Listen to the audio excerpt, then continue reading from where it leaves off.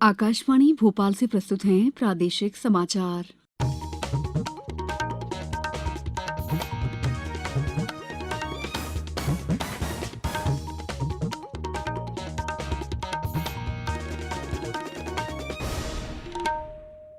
नमस्कार, समाचारों के साथ मैं दीपा सिंह।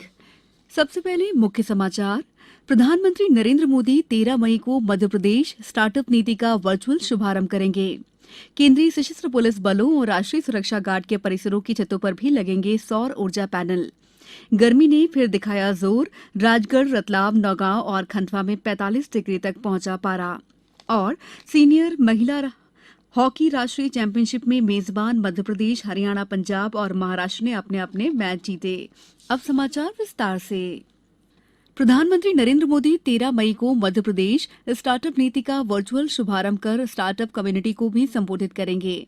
प्रधानमंत्री द्वारा स्टार्टअप पोर्टल की लॉन्चिंग भी की जाएगी।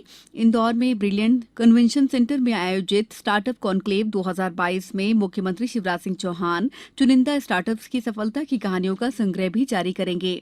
स्टार्टअप कॉन्क्लेव 2022 में सरकारी और निजी क्षेत्र के नीति निर्माता, इन्वेस्टर्स, केंद्र और राज्य के प्रशासक, स्टार्टअप, संभावित उद्यमी, स्टार्टअप इकोसिस्टम के सभी स्तंभ और जनप्रतिनिधि शामिल होंगे। इसमें शिक्षाविद, निवेशक, मेंटर्स और देश के स्टार्टअप इकोसिस्टम के अन्य सभी हितधारक भी सहभागिता करेंगे। एक दिवसीय सत्र में 3 घटक सेक्टोरल सेशन, स्टार्टअप एक्सपो और प्रधानमंत्री की वर्चुअल उपस्थिति में स्टार्टअप नीति का शुभारंभ शामिल है। इसके साथ ही विभिन्न सत्र भी होंगे। भारतीय सौर ऊर्जा निगम ने केंद्रीय सशस्त्र पुलिस बलों और राष्ट्रीय सुरक्षा गार्ड के परिसरों की छतों पर सौर ऊर्जा के पैनल लगाने के लिए गृह मंत्रालय के साथ एक समझौता ज्ञापन पर हस्ताक्षर किए हैं। गृह सचिव अजय कुमार भल्ला और नवीन तथा नवकरणीय ऊर्जा मंत्रालय में सचिव मौजूद थे। समझौता ज्ञापन देश के सुरक्षा बलों को हरित ऊर्जा की आपूर्ति की दिशा में एक बड़ा कदम है और एक स्थायी भविष्य के प्रति सरकार के संकल्प की पुष्टि करता है। उपभोक्ता मामले, खाद्य और सार्वजनिक वितरण मंत्री पीयूष गोयल ने कहा है कि सरकार एक राष्ट्र एक मानक की दिशा में काम कर रही है। कानूनी माप विज्ञान अधिनियम 2009 पर राष्ट्रीय कार्यशाला के उद्घाटन भाषण में श्री गोयल ने कहा कि भारतीय उत्पाद उच्च स्तर के होने चाहिए। उन्होंने कहा कि सुनिश्चित करना चाहिए कि सरकार की जिम्मेदारी है कि उपभोक्ताओं के हितों से समझौता नहीं किया जाए। प्रदेश की 50,000 से अधिक लाडली लक्ष्मियों ने मुख्यमंत्री शिवराज सिंह चौहान को पत्र लिखकर लाडली लक्ष्मी योजना का लाभ मिलने से अपनी अध्ययन यात्रा को सुगम बनाते हुए आभार व्यक्त किया है। मुख्यमंत्री श्री चौहान ने ट्वीट में कहा है कि प्रदेश की लाडली लक्ष्मियों के असीम स्नेह से भरे पत्र पढ़कर मन भाव विभोर हो गया। उन्होंने कहा कि मैं अपनी प्यारी बेटियों से यही कहना चाहता हूँ कि तुम्हारा ये मामा सदैव तुम्हारे साथ खड़ा है। चिंता मत करना, तुम्हारा हर सपना पूरा होगा। गौरतलब है कि कल मुख्यमंत्री ने भोपाल में लाडली लक्ष्मी योजना 2.0 का शुभारंभ किया था। बड़वानी में 1500 से अधिक पुरानी जल संरचनाओं का जीर्णोद्धार का कार्य युद्ध स्तर पर चल रहा है, जिसके कारण इन पुरानी जल संरचनाओं की तस्वीर तेजी से बदल रही है। कलेक्टर शिवराज सिंह वर्मा ने बताया कि मुख्यमंत्री के पुष्कर धरोहर समृद्धि अभियान के तहत जिले में ऐसी जल संरचनाओं को लिया गया है जो टूट फूट हो जाने के बाद, गाद भर जाने या गेट सड़ जाने के कारण अनुपयोगी हो गई थी। इन जल संरचनाओं को पुनः उपयोगी बनाने का कार्य जलाभिषेक के तहत किया जा रहा है। करोड़ों रुपए की लागत की अनुपयोगी जल संरचनाओं को मात्र कुछ लाख रुपए की राशि व्यय कर पुनः उपयोगी बनाया जा रहा है। समाचारों में वक्त है ब्रेक का। ये समाचार आप आकाशवाणी भोपाल से सुन रहे हैं। हमारे समाचारों को अब आप कभी भी और कहीं भी अपनी सुविधा के अनुसार सुन सकते हैं। ये समाचार बुलेटिन यूट्यूब, ट्विटर और फेसबुक पर AIR न्यूज भोपाल पेज पर सुने जा सकते हैं। इसके अलावा आप हमारी वेबसाइट newsonair.com पर या AIR न्यूज ऐप पर भी समाचार सुन सकते हैं। ब्रेक के बाद समाचारों में आपका एक बार फिर स्वागत है। उच्चतम न्यायालय के न्यायाधीश MA खानविलकर ने आज इंदौर में बार काउंसिल ऑफ इंडिया द्वारा आयोजित राष्ट्रीय संगोष्ठी को संबोधित करते हुए कहा है कि महामारी के दौरान तकनीकी ने न्यायालयों की मदद की है। ऑनलाइन सुनवाई की वजह से मामलों की सुनवाई हुई और लोगों को न्याय मिल सका। उन्होंने कहा कि तकनीक वक्त बचाने के साथ साथ पारदर्शिता भी लाती है। हम तकनीक के साथ नहीं चलेंगे तो पीछे रह जाएंगे। संगोष्ठी को उच्चतम न्यायालय के न्यायाधीश JK महेश्वरी ने भी संबोधित किया। गौरतलब है कि इस आयोजन में मध्य प्रदेश, तेलंगाना, कलकत्ता, आंध्र प्रदेश और दिल्ली के उच्च न्यायालयों के मुख्य न्यायाधीशों के अलावा देश भर के अधिवक्ताओं ने भी शिरकत की।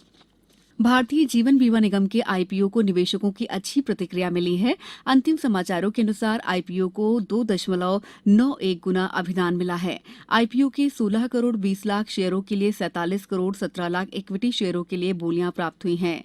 पॉलिसी धारकों के लिए अलग रखे गए हिस्से के लिए 5.99 गुना अभिदान मिला है। इनके अलावा खुदरा निवेशकों ने 1.95 गुना और संस्थागत खरीदारों के आरक्षित हिस्से को 2.83 गुना अभिदान मिला है। पिछले कुछ दिनों से मौसम में बनी नरमी के बाद मध्य प्रदेश में एक बार फिर गर्मी ने अपना तेवर दिखाना शुरू कर दिए हैं। प्रदेश के 4 जिलों राजगढ़, रतलाम, नौगांव और खंडवा में अधिकतम तापमान 45 डिग्री पर पहुंच गया है। इनमें से रतलाम और खंडवा में लू भी दर्ज की गई। राजधानी भोपाल में भी पारा 43 डिग्री तक पहुंच गया। मौसम विभाग के अनुसार अगले 3-4 दिनों तक तापमान में ऐसे ही बढ़त बनी रहेगी। फिलहाल गर्मी से राहत के कोई आसार नहीं है। वरिष्ठ मौसम वैज्ञानिक पीके साहा ने बताया कि मौसम प्रणालियों का असर खत्म होते ही प्रदेश में एक बार फिर गर्म पश्चिमी हवाएं चलने से तापमान बढ़ गया है।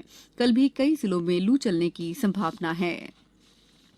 भोपाल में खेली जा रही हॉकी इंडिया सीनियर महिला राष्ट्रीय चैंपियनशिप में आज मेजबान मध्यप्रदेश, हरियाणा, पंजाब और महाराष्ट्र ने अपने अपने मैच जीत लिए। हालांकि चैंपियनशिप के चौथे दिन हॉकी का कड़ा मुकाबला देखने को मिला।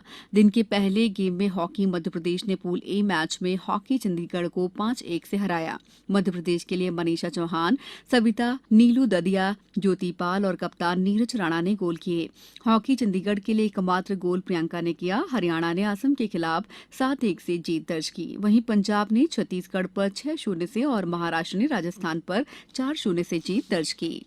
अब कुछ समाचार संक्षेप में। छतरपुर में 2 दिवसीय वनवासी लीलाओं की प्रस्तुतियां आज और 10 मई को अम्बेडकर भवन में आयोजित की जा रही हैं। आगर मालवा स्थित शासकीय नेहरू स्नातकोत्तर महाविद्यालय में आज से कॉलेज चलो अभियान के तहत विद्यार्थी और अभिभावकों से संपर्क स्थापित कर उन्हें महाविद्यालयों में प्रवेश के लिए प्रेरित किया गया। शिवपुरी जिले में आमूला के मितलोनी में महिला और बाल विकास विभाग की टीम ने एक बाल विवाह को मौके पर पहुंचकर रुकवाया। राष्ट्रीय तकनीकी शिक्षक प्रशिक्षण और अनुसंधान संस्थान भोपाल में आज प्रोफेसर सीसी त्रिपाठी ने निदेशक का पदभार ग्रहण किया। खंडवा में कलेक्टर ने साप्ताहिक समीक्षा बैठक में फ्रंट लाइन कर्मचारियों को समय पर बूस्टर डोज लगवाने के निर्देश दिए। धार में पशु आहार में काम आने वाले सभी प्रकार के चारा और भूसा का अन्य राज्यों में निर्यात और जलाने पर तत्काल प्रभाव से 30 जून तक प्रतिबंध लगा दिया गया है। गुना जिले में 66 अमृत सरोवर के प्रकरण में वन विभाग की अनुमति चाहिए गई थी, जिनमें से 33 में स्वीकृति प्रदान की गई। 27 प्रकरण वन विभाग में विचाराधीन है। अंत में मुख्य समाचार एक बार फिर। प्रधानमंत्री नरेंद्र मोदी 13 मई को मध्यप्रदेश स्टार्टअप नीति का वर्चुअल शुभारंभ करेंगे। केंद्रीय सशस्त्र पुलिस बलों और राष्ट्रीय सुरक्षा गार्ड के परिसरों की छतों पर भी लगेंगे सौर ऊर्जा पैनल। गर्मी ने फिर दिखाया जोर। राजगढ़, रतलाम, नौगांव और खंडवा में 45 डिग्री तक पहुंचा पारा। और सीनियर महिला हॉकी राष्ट्रीय चैंपियनशिप में मेजबान मध्यप्रदेश, हरियाणा, पंजाब और महाराष्ट्र ने अपने अपने मैच जीते। इस बुलेटिन में इतना ही। दीजिए इजाजत। नमस्कार।